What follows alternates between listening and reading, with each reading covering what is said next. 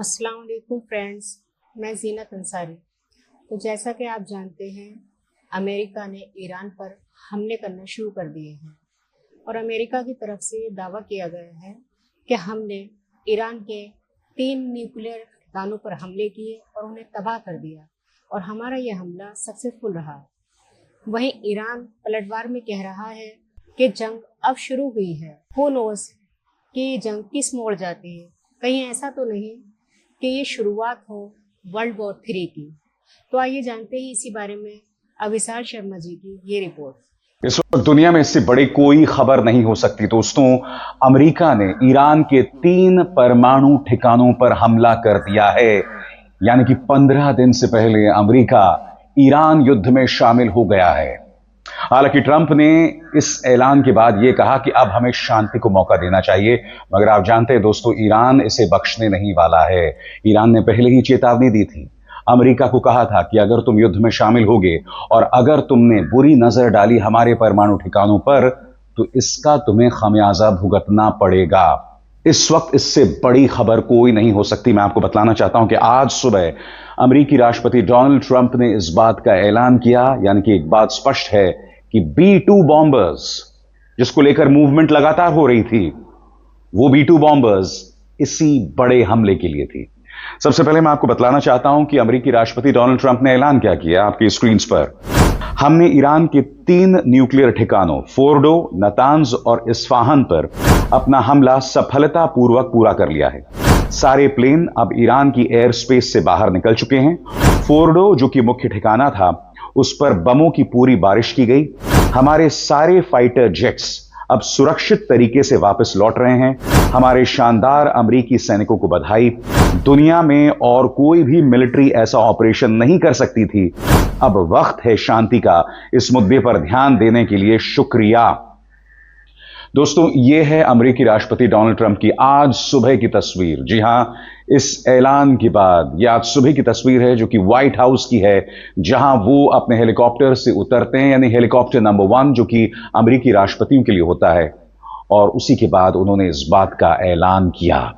जी हां, और फिर उन्होंने दुनिया के नाम एक प्रेस कॉन्फ्रेंस को संबोधित किया। आइए हम वहीं का रुख करते हैं। Thank you very much. A short time ago, the U.S. military carried out massive precision strikes on the 3 key nuclear facilities in the Iranian regime: Fordo, Natanz, and Esfahan. Everybody heard those names for years as they built this horribly destructive enterprise. Our objective was the destruction of Iran's nuclear enrichment capacity and a stop to the nuclear threat posed by the world's #1 state sponsor of terror. Tonight I can report to the world that the strikes were a spectacular military success. Iran's key nuclear enrichment facilities have been completely and totally obliterated. Iran, the bully of the Middle East, must now make peace. If they do not, future attacks will be far greater and a lot easier. For 40 years, Iran has been saying death to America, death to Israel. They have been killing our people, blowing off their arms, blowing off their legs with roadside bombs. That was their specialty. We lost over 1,000 people, and hundreds of thousands throughout the Middle East and around the world have died as a direct result of their hate. In particular, so many were killed by their general, Qasem Soleimani. I decided a long time ago that I would not let this happen. It will not continue. I want to thank and congratulate Prime Minister Bibi Netanyahu. We worked as a team like perhaps no team has ever worked before. And we've gone a long way to erasing this horrible threat to Israel. I want to thank the Israeli military for the wonderful job they've done. And most importantly, I want to congratulate the great American patriots who flew those magnificent machines tonight, and all of the United States military on an operation the likes of which the world has not seen in many, many decades. Hopefully, we will no longer need their services in this capacity. I hope that's so. I also want to congratulate the chairman of the Joint Chiefs of Staff, General Dan Raising-Kane, spectacular general, and all of the brilliant military minds involved in this attack. With all of that being said, this cannot continue. There will be either peace or there will be tragedy for Iran far greater than we have witnessed over the last 8 days. Remember, there are many targets left. Tonight's was the most difficult of them all, by far, and perhaps the most lethal. But if peace does not come quickly, we will go after those other targets with precision, speed, and skill. Most of them can be taken out in a matter of minutes. There's no military in the world that could have done what we did tonight, not even close. There has never been a military that could do what took place just a little while ago. Tomorrow, General Kane, Secretary of Defense, Pete Hegseth will have a press conference at 8 a.m. at the Pentagon. And I want to just thank everybody, and in particular, God. I want to just say we love you, God, and we love our great military. Protect them. God bless the Middle East. God bless Israel, and God bless America. Thank you very much. Thank you. और जाहिर सी बात है, इसका असर दिखना शुरू भी हो गया है। ईरान ने ये ऐलान कर दिया है कि स्ट्रेट ऑफ हॉर्मुज से अब कोई भी तेल के जो जहाज हैं उन्हें जाने नहीं दिया जाएगा। इसका मतलब आप जानते हैं, इसका मतलब भारत जैसे कई देशों में अब तेल की कीमतें बढ़ने वाली हैं। यानी कि नेतन्याहू की जिद और अमेरिका की दबंगई का खमियाजा पूरी दुनिया अब भुगतने वाली है। दोस्तों, यकीनन अमेरिका के इस कदम को लेकर जबरदस्त बहस शुरू हो गई है। उनके न्यूज चैनल्स में इस बात को लेकर बहस हो गई है कि डोनाल्ड ट्रंप जो बार बार कहते थे कि America first, make America great again, खुद उनकी रिपब्लिकन पार्टी के कई लोग कह रहे थे कि हमें इस युद्ध में शामिल नहीं होना चाहिए, क्योंकि स्वाभाविक सी बात है, इस युद्ध में शामिल होकर इन 3 परमाणु ठिकानों पर हमला बोलकर कहीं ना कहीं अमेरिका जब इस युद्ध में शामिल हो रहा है तो उसे इसके परिणाम भुगतने पड़ेंगे, क्योंकि जैसे मैंने कहा, ईरान माफ नहीं करने वाला है। ईरान इसकी प्रतिक्रिया देगा, और स्वाभाविक सी बात है, जब हम प्रतिक्रिया की बात कर रहे हैं तो प्रतिक्रिया सामने आने वाली है उन तमाम अमेरिकी बेसिस के जरिए जो मध्य पूर्व में मौजूद हैं। ऐसे कई अमेरिकी बेसिस मौजूद हैं जिनके पास सुरक्षा भी नहीं है। स्वाभाविक सी बात है, इसको लेकर जबरदस्त अफरा तफरी मच गई होगी। सबसे पहले मैं आपको बतलाना चाहता हूं, जब यह खबर ब्रेक हो रही थी तब इस बारे में अल जजीरा ने क्या कहा, आइए सुना जाए। 2 मिनट का एक clip. U.S. had struck 3 nuclear facilities in Iran. Well, Mohammed, now Donald Trump has taken to Truth Social again, announcing that he will be addressing the American public about these U.S. strikes on Iran's nuclear sites in about an hour and a half's time.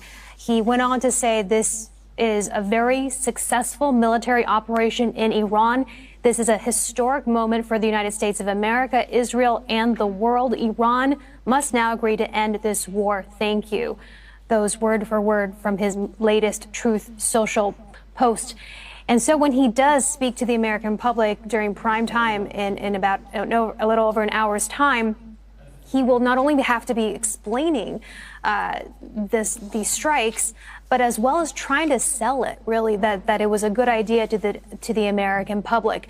You know, this is the first time that the U.S. has directly bombed Iran, a major infrastructure, since the Iranian Revolution. And this is something, in fact, that a series of American presidents from both parties have tried to avoid up until this point.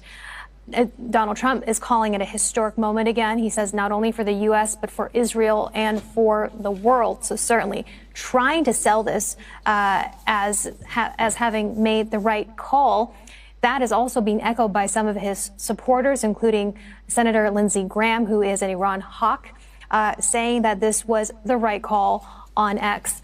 But whether or not the U.S. public believes that as well remains to be seen. They were really mixed going into this. There was sparse polling before this action was taken on whether the U.S. should directly strike Iran. And the Washington Post conducting a poll finding that most people who answered that said that the U.S. should not be taking this route because it would be opening a new dangerous phase of the war.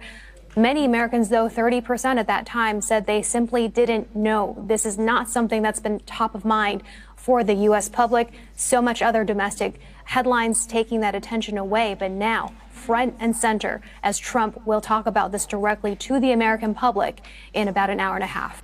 और आगे बढ़ने से पहले एक जरूरी संदेश।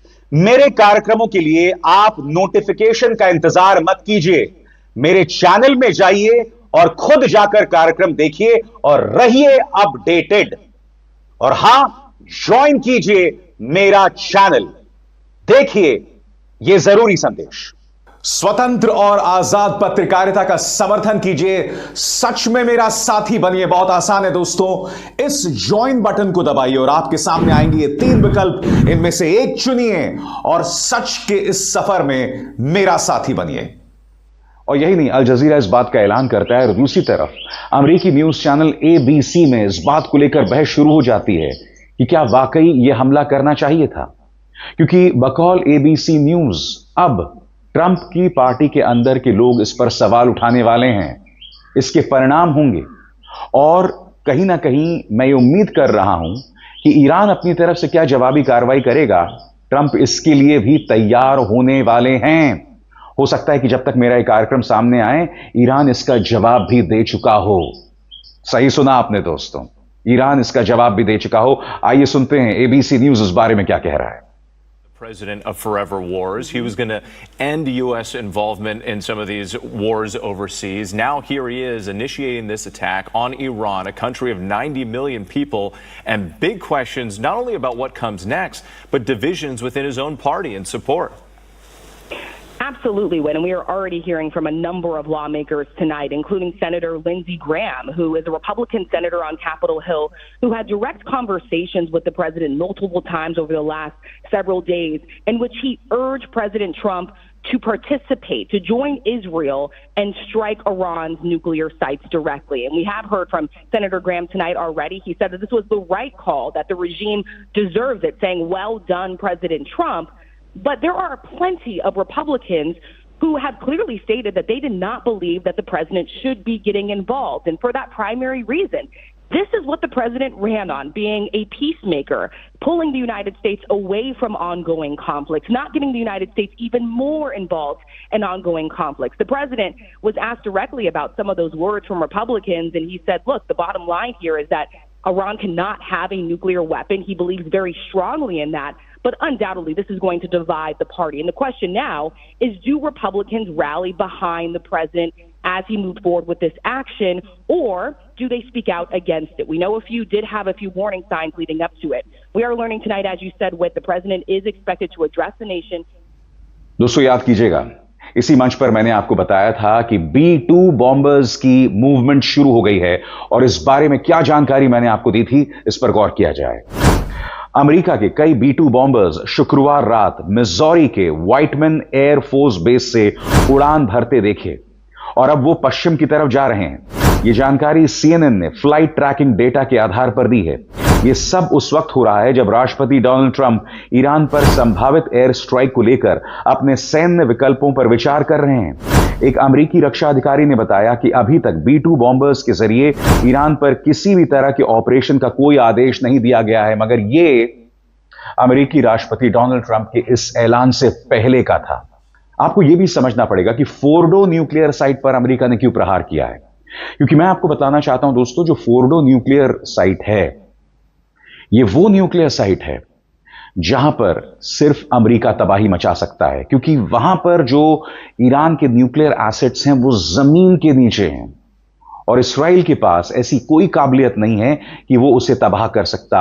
अब Fordow nuclear ठिकानों पर हमला बोलकर कहीं ना कहीं इस्राइल की जो मांग थी वो अमेरिका ने पूरी कर दी है।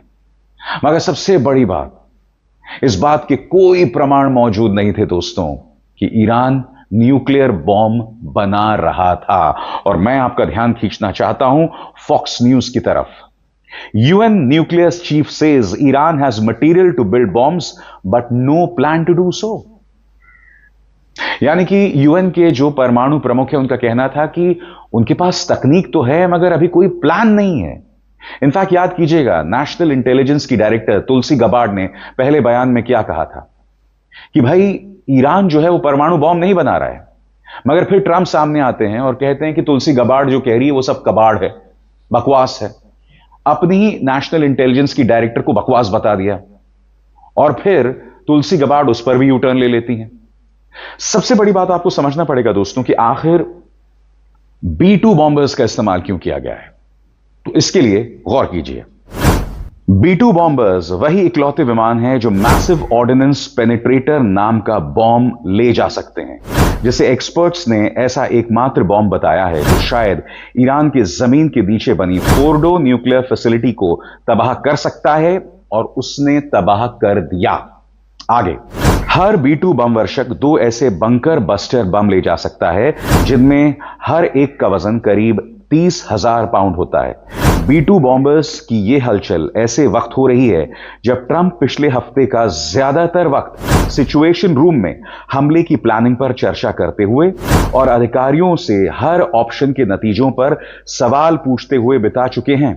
ट्रंप ने इशारा किया कि ईरान पर सैन्य कार्रवाई को लेकर फैसला लेने के लिए जो 2 हफ्ते की टाइमलाइन उन्होंने तय की है वो अधिकतम समय है, यानी वो इससे पहले भी फैसला ले सकते हैं, और ट्रंप ने यह फैसला ले लिया।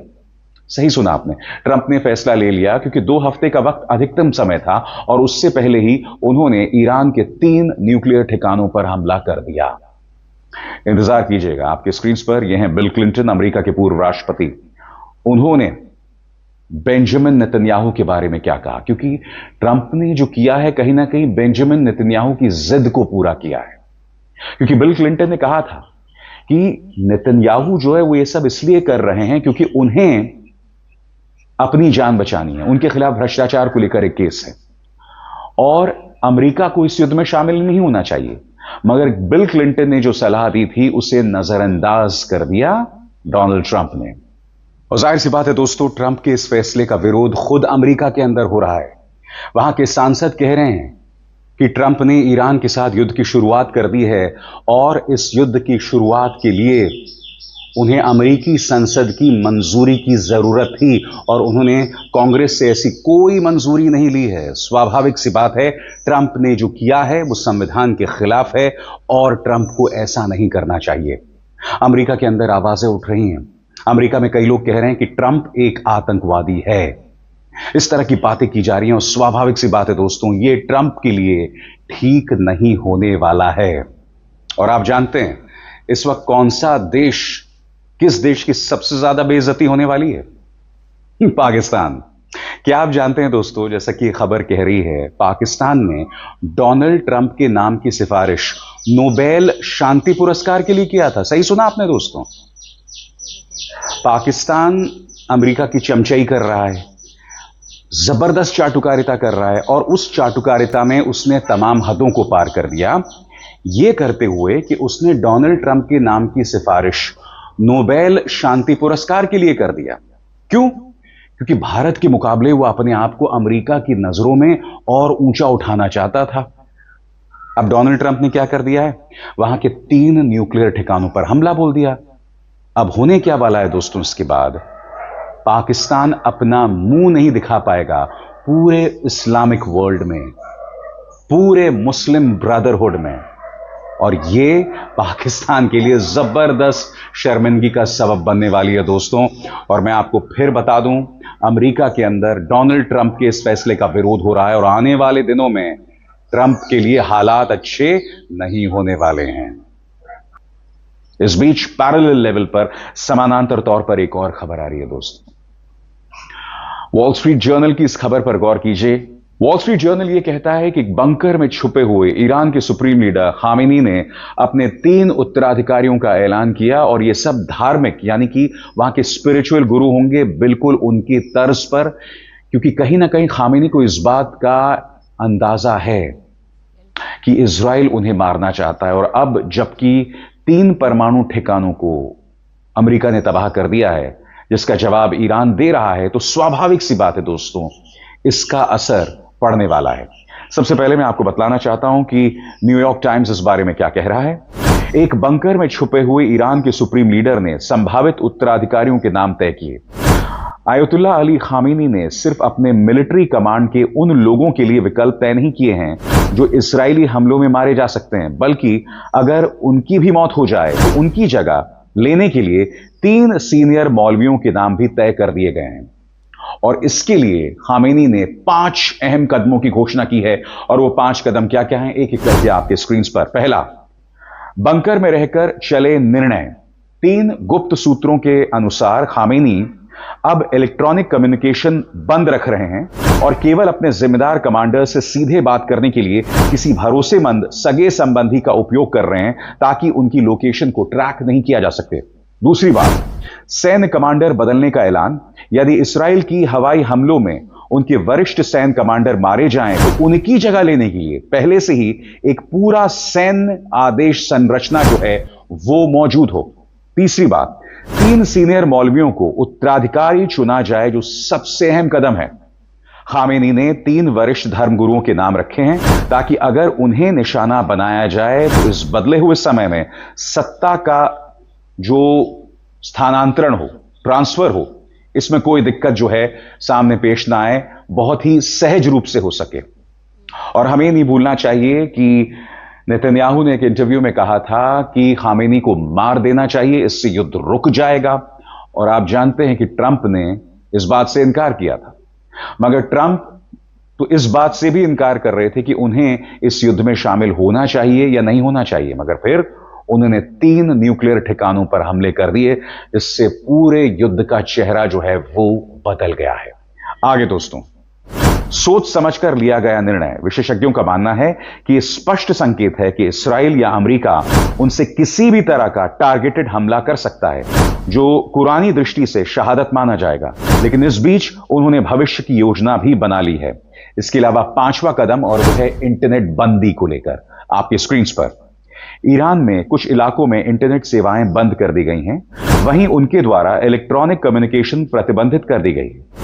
वरिष्ठ अधिकारी और कमांडर भूमिगत रह रहे हैं और संदिग्ध गतिविधियां सार्वजनिक तौर पर पूछी जा सकती हैं। तो इस तरह के तमाम कदम सुप्रीम लीडर खामेनी उठा रहे हैं। मगर दूसरी तरफ ट्रंप ने जो कदम उठाए हैं, स्वाभाविक सी बात है इसके परिणाम देखे जा रहे हैं और देखे जाने वाले हैं। याद कीजिएगा, पूर्व राष्ट्रपति बिल क्लिंटन ने कहा था कि नेतन्याहू ने यह जंग सिर्फ इसलिए छेड़ी है ताकि उनकी अपनी जान बच सके, उनके खिलाफ जो भ्रष्टाचार के मामले थे ताकि वो जेल से दूर रह सके। मगर अमेरिका को इस जंग में शामिल नहीं होना चाहिए। स्वाभाविक सी बात है, ट्रंप ने उनके मशवरे को नजरअंदाज कर दिया। सुनिए क्लिंटन क्या कह रहे थे। Mr. Netanyahu has long wanted to fight Iran because that way he can stay in office forever and ever. I mean, he's been there most of the last 20 years. But I think we should be trying to diffuse it. And I hope President Trump will do that. I hope anybody there will do that. We've got to stop. We got to convince our friends in the Middle East that we'll stand with them and try to protect them. But choosing undeclared wars in which the primary victims are civilians who are not politically involved one way or the other, just want to live decent lives, is not a very good solution. Do I think that we have to try to stop Iran from having a nuclear weapon? I do. I tried at that, and we had some success. But we don't have to have all this outright, constant killing of civilians who can't defend themselves and they just want a chance to live. तो एक तरह से कहा जा सकता है कि Donald Trump के इस कदम ने दुनिया को एक बहुत ही खतरनाक मोड़ पर ला दिया है, और इसके क्या असर पड़ने वाला है आप और हम उसकी कल्पना भी नहीं कर सकते। मगर हां, मेरा वादा है, मेरे इस मंच पर इस संघर्ष की, इस विवाद की तमाम बारीकियां पूरे एनालिसिस के साथ मैं आप तक पहुंचाता रहूंगा। अभिसार शर्मा को दीजिए इजाजत। नमस्कार। तो देखा आप लोगों ने कि अमेरिका ने किस तरह से इजराइल के साथ मिलकर इजराइल की सपोर्ट में ईरान पर हमले किए। उधर ईरान के प्रधानमंत्री भी अपने लिए अहम कदम उठा रहे हैं ताकि अगर उन्हें कुछ हो जाए तो उनके बाद सत्ता कौन संभालेगा, किस तरह से ये जो प्रशासन है वो चलेगा। इसीलिए उन्होंने अहम कदम उठाए हैं। बस हम तो यही दुआ करेंगे कि वर्ल्ड वॉर 3 ना हो और इन लोगों में सीज फायर हो जाए, वरना हर किसी को परेशानी होगी, हर बंदा परेशानी में आएगा। तो आज के लिए बस इतना ही। अपना ख्याल रखिए। अल्लाह हाफिज।